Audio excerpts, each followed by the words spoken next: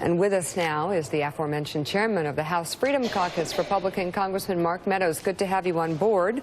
Thank you. It's great to be with you. Thank you. Have you been having those meetings with Steve Bannon, and does Paul Ryan need to go? No, I can tell you I've had conversations with Steve Bannon, Reince Priebus, both within the last 48 hours or so, and I can tell you that we're laser focused not on a leadership change, but making sure that we change Washington, D.C.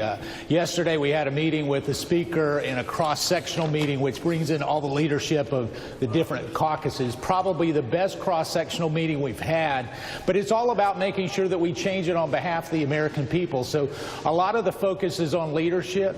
Really where the focus needs to be is on doing what we've said we would do, and that's delivering on the Trump agenda to make sure that we give Washington, D.C. back to its rightful owner, and that's what we're committed to do. Joe. So Congressman, do you feel like the president betrayed the Freedom Caucus? Do you feel like the president betrayed conservatives with his deal with Nancy Pelosi and Chuck Schumer yesterday? No, really, the president wasn't given a whole lot of options. Joe, you've been here. You know how this place works. Right. I understand you would have been a Freedom Caucus member before there was a Freedom Caucus member, so we'll give you an honorary membership, Joe. Well, except for the fact you guys are a little moderate for me, but go ahead. Well, I'm glad to hear that, Joe. So as we look at this, here's the thing is because of the hurricane relief, there wasn't a whole lot of options. Right. When you look at this, you either had an 18-month clean debt limit, or you what was agreed to, a 3-month clean debt limit.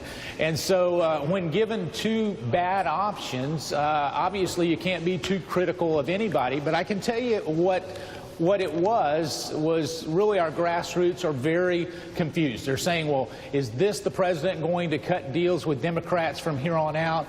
And I would suggest that that's not the case. And that's based on talking not only to the president, but also talking to Speaker Ryan and others.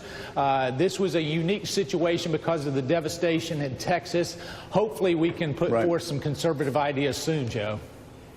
So obviously the frustration, Mark, has to do a lot with the president, has to do with the fact that Republicans have promised to repeal Obamacare for 7 years, and they weren't able to get the votes to do it in their own caucus. Alex, our EP, put together a clip of some things we've been saying around the table for the past 4 months, and I want you to tell me how Republicans get past this problem. Go ahead and run the clip. Sure.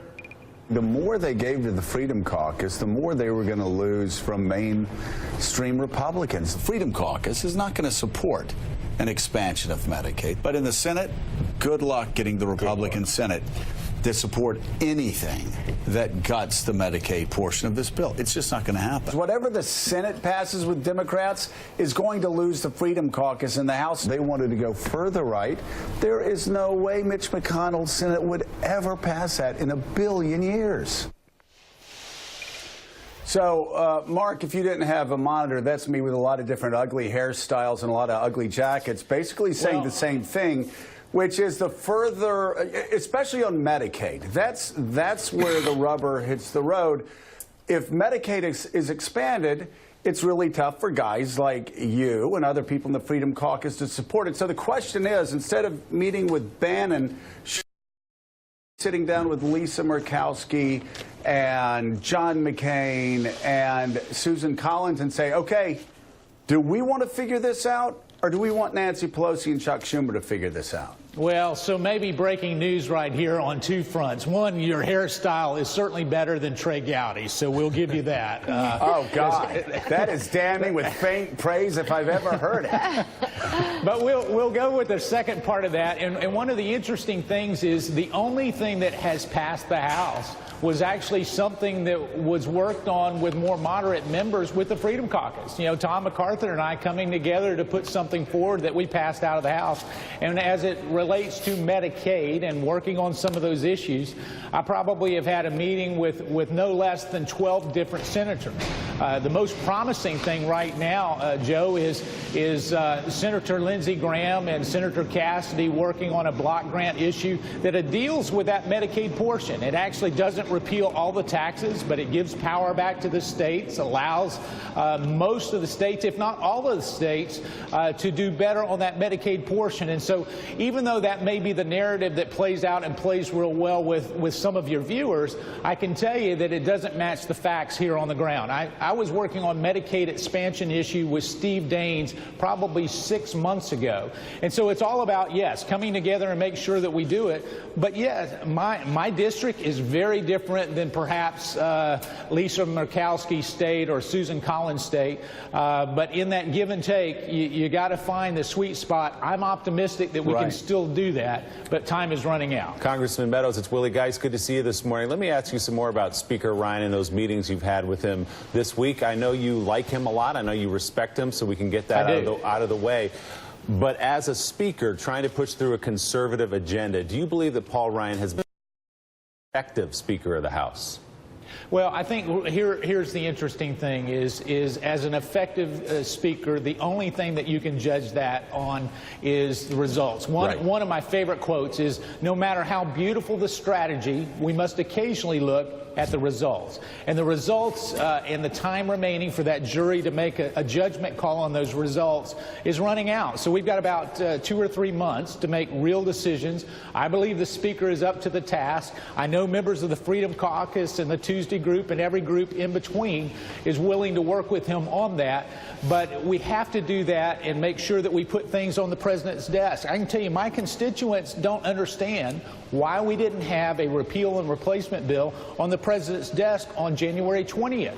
We've been talking about it for a long time, so it's all about making decisions, getting, really getting that time frame shortened, and I'm hopeful, based on a meeting even as recent as yesterday, that we will do that. So, Congressman, you talk about results. There haven't been results. That seems to be the implication. He's got a couple more months to get something done, does Speaker Ryan. Is the reporting accurate that you and members of your group in the Freedom Caucus have been putting out feelers for a new speaker? The names Newt Gingrich and Rick Santorum even put out. Are you all looking to recruit a new speaker?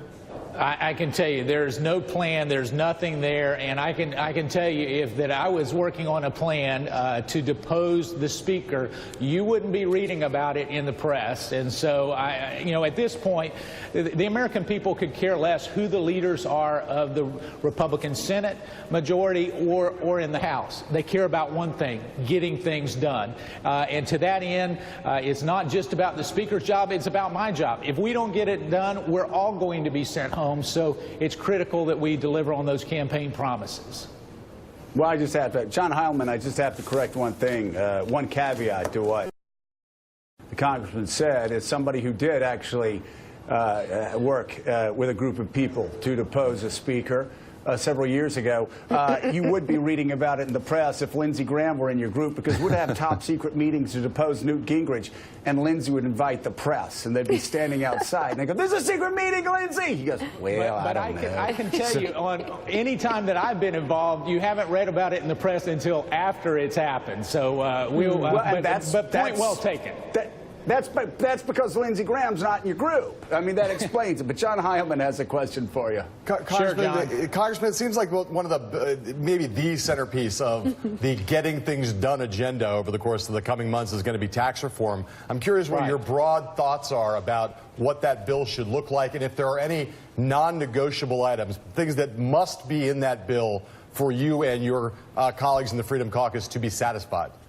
Well, we had a meeting at the West Wing yesterday. We also had a meeting with the Speaker yesterday.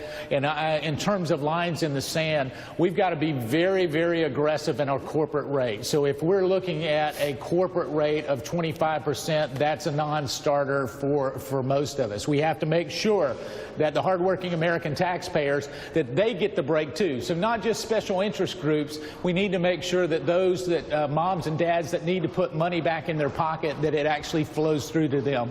And lastly, I think the biggest part of that is making sure that we're competing globally, to make sure that base erosion, as you would call it, where multinationals are not going abroad, that they're creating good-paying, high-paying jobs here in the United States. All of those things are principles, but I don't know that we're that far apart. In talking both to our leadership and the leadership in the West Wing, we're very close. The real fly in the ointment right now is making a decision and getting it on board.